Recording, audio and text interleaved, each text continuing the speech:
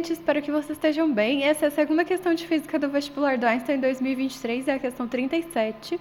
E batendo o olho na questão, a gente vê uma imagem de um reservatório, alguma coisa tipo quadrada, sei lá, uma caixa preenchida com alguma coisa, e aí tá marcado em cima 15 graus Celsius. E aí do lado tem uma diferença de 1 centímetro a mais, né, como se tivesse aumentado o negócio de dentro, para 35 graus Celsius. Então, a gente já olhando para essa figura só, nem pensando em mais nada, a gente já percebe que está mudando de temperatura e está mudando de tamanho. Então, com certeza, isso é um exercício de dilatação. E aí, só de olhar para o desenho, a gente já tem que acessar lá no nosso cérebro todas as informações que a gente tem sobre dilatação.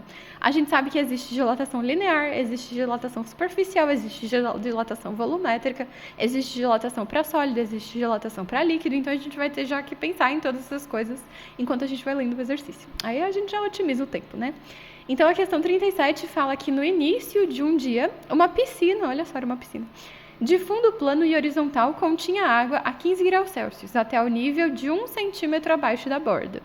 Nesse dia, quando a água foi aquecida a 35 graus Celsius, a piscina ficou completamente cheia, como mostra a figura. Então, quer dizer que aumentou 1 centímetro quando subiu 20 graus Celsius. Aí ele fala pra gente que a dilatação volumétrica sofrida por um líquido é diretamente proporcional ao volume inicial desse líquido e à variação da temperatura sofrida por ele. Então, ó, ele já falou que a dilatação volumétrica, quer dizer, o tanto que aumentou de volume, é proporcional, diretamente proporcional. Então, tem uma constante de proporcionalidade que ele vai falar depois qual é, que é o coeficiente de dilatação volumétrico. Então, o ΔV, que é a variação de volume, é igual ao volume inicial do líquido, ele falou, multiplicado por essa constante, que é o coeficiente de dilatação volumétrica, multiplicado pela variação da temperatura. Então, ele deu a fórmula, né? Então, ΔV é V0, que é o volume inicial, vezes o coeficiente de dilatação volumétrico, que a gente chama de gama, vezes a variação da temperatura, que eu vou chamar de Δθ.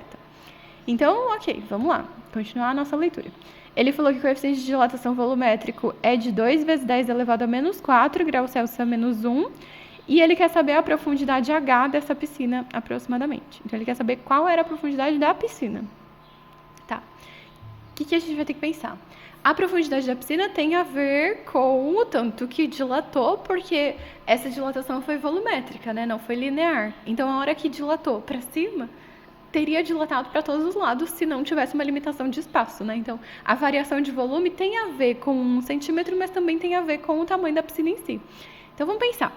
O volume de qualquer coisa que pareça um paralelepípedo, que é o caso dessa piscina, é dado pela área da base multiplicado pela altura. A área da base, nesse caso, provavelmente é um retângulo, né? Mas ele não falou pra gente exatamente se é um retângulo ou não. Mas não importa, porque quando a gente vai analisar a variação do volume, a área da base continua sendo a mesma. Então, se a gente for calcular só o volume dilatado, que é a variação do volume, vai ser a área da base, que é a mesma, vezes o quanto subiu o nível da água, que era o 1 centímetro, então a variação da altura. Aí a gente tem o valor do gama, que é o coeficiente de dilatação volumétrico, a gente tem a variação da temperatura, que é 20 graus Celsius, esse ΔH é 1 centímetro, e a gente quer saber o H original ali, né, da piscina toda, da profundidade toda, né? E aí, a nossa profundidade está em metros, então eu vou transformar 1 centímetro para metro, vai dar 0,01 metro. E agora é só substituir todo mundo na nossa formulinha. Então, o ΔV vai ser a área da base vezes o ΔH, o V inicial vai ser a área da base vezes o H todo, o gama é 2 vezes 10 a menos 4, e o Δθ, o Δθ lembrando que era final menos inicial, né? Por isso que deu 20. A área da base a gente tem dos dois lados da nossa equação agora, então a gente pode cortar ele. A variação da altura a gente tem, que é 0,01, então só vai sobrar de incógnita o H, que era a profundidade mesmo. Eu acabei de reparar que eu usei o H errado, né? No desenho estava um H maiúsculo, eu usei um H minúsculo, mas vocês entenderam, é o mesmo H, tá bom?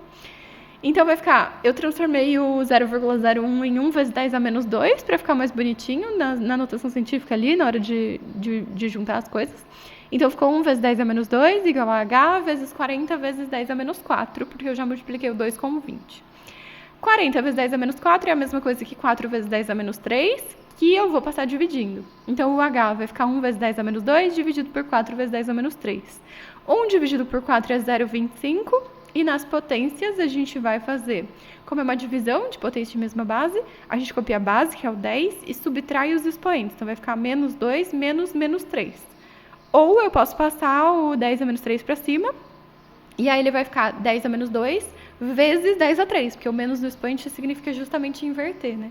Então, de todo jeito, isso vai dar 10 elevado a 1, só que não tem essa opção, então a gente vai ter que tirar da notação científica. 0,25 vezes 10 a 1 é a mesma coisa que 0,25 vezes 10, que dá 2,5 metros, porque a gente já tinha transformado a altura em metros.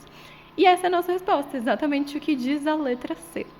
E é isso, gente. Espero que vocês tenham gostado. Se gostaram, deixa um joinha, se inscreva no canal, deixa um comentário aí, bonitinho. Se tiverem dúvida, também podem deixar nos comentários, que eu vou respondendo vocês assim que possível. E logo, logo a gente volta com a próxima. Tchau, tchau. Se cuidem.